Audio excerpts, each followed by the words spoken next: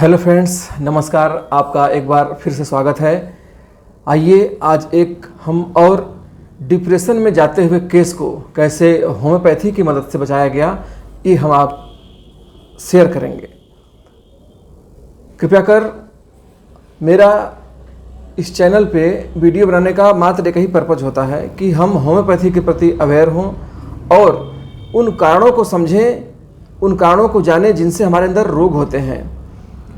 Depression एक ऐसी अवस्था होती है कि उसके पीछे के जो कारण होते हैं वो कहीं न कहीं दबाव वाले होते हैं, कहीं न कहीं कुछ ऐसे घटना वाले होते हैं जो उसके मस्तिष्क पे काफ़ी बुरा प्रभाव डालते हैं, जिसके वजह से वो सोच सोच के या उस घटना से प्रभावित होकर वो व्यक्ति डिप्रेशन में जाता है।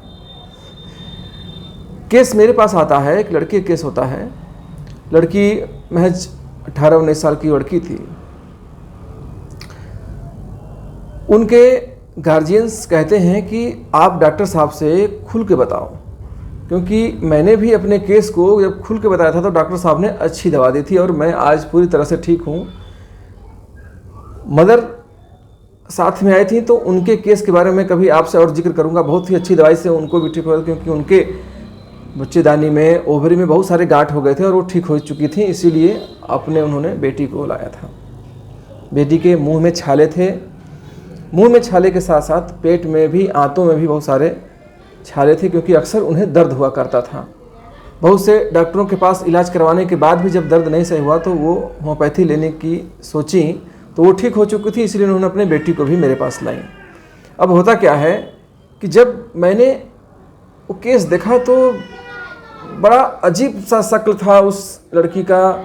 एकदम से काफ़ी सहमी हुई थी, काफ़ी कुछ अपने अंदर बैठाई हुई थी, कुछ सोच रही थी, कुछ काफ़ी अंदर से, मतलब वो बहुत कुछ भरा हुआ था, लेकिन चेहरे पे झूठी हंसी, झूठी दिखावा।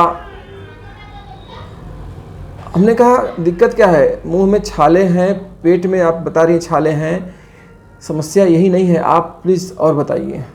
तो वो बताने लगी कि मुझे कुछ पढ़ना है, तो मैं वहाँ पढ़ाई कर रही हूँ।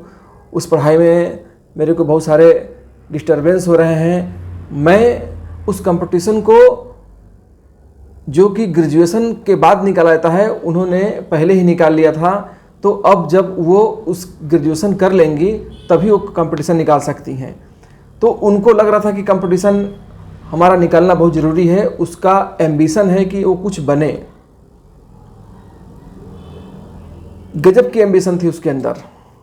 मैंने पूछा चलिए बहुत अच्छी बात है, जब आपने पहले निकाल लिया है तो ग्रेजुएशन के बाद तो निकाल ही लेंगी, कोई बात नहीं, ये तो आपके लिए नॉर्मल सी बात है। मेन दिक्कत क्या है आपको? नहीं बस यही दिक्कत है, और तो कोई दिक्कत नहीं है, और तो मैं एकदम बढ़िया हूँ, सब कुछ है, सब मेरे को और कोई दिक्कत नहीं है। मैंने कहा आपका चेहरा बता रहा है कि कुछ आप छुपा रही हैं, कुछ अंदर आपके है भारी, उसको बताइए आप। तो रोने लगी, वो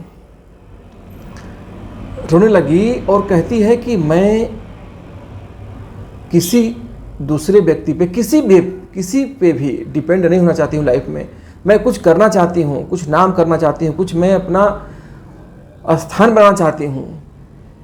तो मैंने कहा अच्छा ठीक है, तो दिक्कत क्या आ रही है? आप तो कह रही हैं कि ग्रेजुएशन के बाद मैं वो कर लूँगी, आप कर लीजिएगा। तो नहीं, वो तो मैं निकाल लूँगी, वो अलग बात है, लेकिन मैं ये नहीं बनना चाहती थी ना, मैं कुछ और बनना चाहती थी। ये तो घर वालों ने दबाव देके मुझे ये करा दिया है।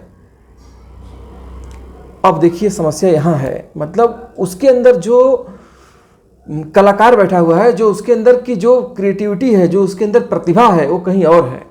और पिछले वीडियो भी मैंने आपको बताया था कि गार्जियंस अपने इच्छा को बच्चों की इच्छा पे डालते हैं और वो बच्चे डिप्रेशन में जा रहे हैं। तो प्लीज़ आप ऐसा ना करें। अभी ये केस देखिए, सेम पिछले केस जैसा है, लेकिन दवा अलग है। वो डिपेंड होना चाहती है। वो मैंने पूछा कि अच्छा ठीक है, फ्रेंड्स कितने हैं? बोले कोई फ्रेंड्स नहीं है, एकाएक फ्रेंड होंगे तो होंगे। मैंने कहा अरे कोई फ्रेंड नहीं है? बोले नहीं, मेरे लायक कोई होता ही नहीं है कि जो मेरे अनुसार चले, जो मेरे हिसाब से। तो मैंने कहा अच्छा, मैं बड़ा सोच में पड़ गया कि अरे यार, मतलब इसका कोई मित्र नहीं है, ये मतलब कैसी ये लड़की है कि कोई इसका मित्र ही नहीं है। तो अब बात और आगे बढ़ी। फिर मैंने कहा कि और बताइए अपने बारे में थोड़ा सा। फिर वो भी वहाँ पे लगी कहने कि डॉक्टर साहब, मम्मी उनकी, कि ये नाक नुक्स बहुत निकालती है अगर दूसरा कोई कुछ करता है तो, और इसको अपने ही हिसाब से सब कुछ करना अच्छा लगता है। तो मैंने फिर उनसे पूछा कि क्या आप बताइए। बोली सर, हमें कोई भी कार्य जिसे मैं अच्छी तरह जानती हूँ अगर मेरे हिसाब से नहीं होता है तो मैं ज़रूर उसमें नाक नुक्स निकालती हूँ और उसको हटा भी देती हूँ। मैं अपने से जाके उसको करती हूँ। जब तक मेरे हिसाब से नहीं हो जाता है वो चीज़, तब तक मैं वहाँ से हटती नहीं हूँ। तो मैंने कहा ज़रूरी तो है नहीं कि हर चीज़ आपके हिसाब से हो। तो कहती मुझे तो गुस्सा आता है, बहुत गुस्सा आता है, और मैं फिर वहाँ से हट जाती हूँ। और ये सब बातें कहते हुए वो रोई जा रही है, उसकी आँख से आंसू रुक नहीं रहे हैं। मतलब कहीं ना कहीं उसके अंदर वो दर्द था कि जो मैं अचीव करना चाहती हूँ, जिसमें मैं अपना नाम कमाना चाहती हूँ, अपने गार्जियंस की वजह से, अपने बड़ों की वजह से, वो मेरा सपना कहीं ना कहीं वो चूर हो जाएगा। केस यही था, और भी बहुत सारी बातें होती हैं। मैं आपको दवा बताना चाहता हूँ कि इसको मैंने नक्स भूमिका दिया था 200। नक्स भूमिका 200 देने के कुछ ही दिन बाद, मुश्किल से हफ्ते भर ही बाद, उसके पेट का दर्द सही हो जाता है और मुंह के छाले भी खत्म हो जाते हैं।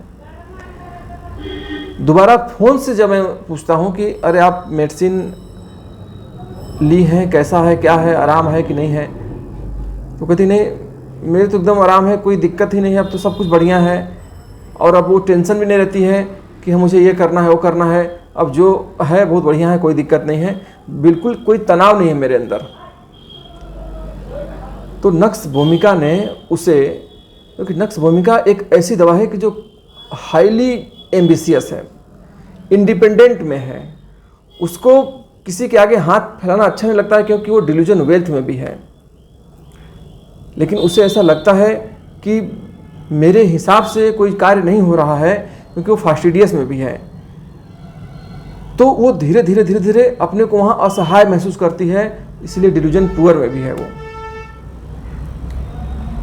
उसके बाद से उसके अंदर बहुत सारी चीज़ें, कंप्लेंट चालू हो जाते हैं, कॉम्प्लिकेशन चालू होते हैं, और वो फिर डिजीज कंडीशन में आती है। ये हर मेडिसिन की बहुत सारी स्टेज होती हैं, बहुत सारी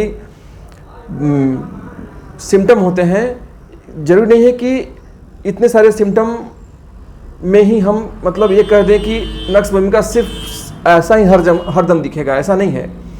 उसकी कई अवस्थाएं होती हैं। इतने छोटे केस में मैंने उस व्यक्ति के, उस पेशेंट के नक्स भूमिका की स्टेज देखी और मैंने नक्स भूमिका दी और वो ठीक हुआ। वीडियो बनाने का पर्पज़ मेरा ये है कि आप अवेयर हो कि डिप्रेशन के केस आप दोनों देखिएगा, सीपिया में भी, नक्स भूमिका में भी, दोनों दवाई अलग अलग हैं। तो आप वीडियो देख के सिर्फ आप सोचेंगे कि नक्स भूमिका से या सीपिया से मेरे डिप्रेशन सही हो जाएगा, तो ऐसा नहीं है।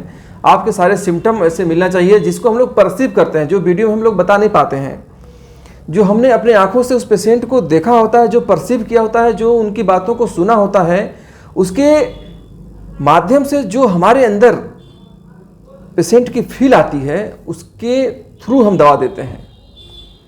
सिर्फ सिम्टम वो बोले जा रहा है इसके हिसाब से दवा नहीं देते हैं। हमें फील महसूस होती है कि यार ये नक्स का है, ये पल्सेटिला है, ये नेट्राम्यूर है, ये प्लेटिना है, तब हम उसको दवा देते हैं। Thank you. आज के वीडियो में बस इतना ही। आप सभी का दिन शुभ हो। नमस्कार।